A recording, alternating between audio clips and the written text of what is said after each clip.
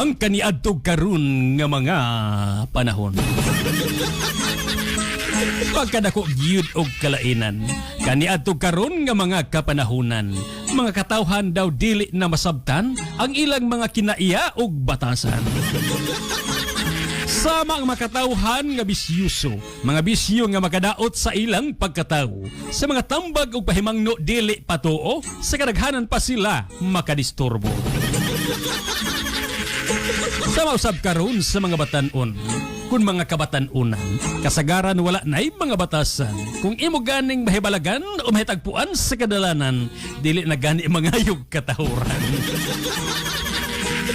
Ingon na ba di ay niini ang dagan sa atong kalibutan? Naghitak na pag-ayo ang mga kahugawan.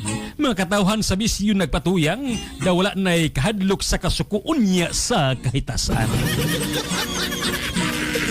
Ingon na ba di ay niini ang mga ulos sa ubang katawhan kagahi?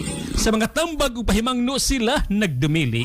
Ang dautan ng mga bisyo mao'y ilang gipili, daw wala na maglantaw sa kaugmaon sa ilang kinabuhi. Ayaw in town kamo sa mga bisyo pagumon, wala gyud kamoy makuhang maayong kaugmaon. Mentras sayo pa mga bisyo inyong hunongon, aron sa kahitasan kamo iyang pasayloon.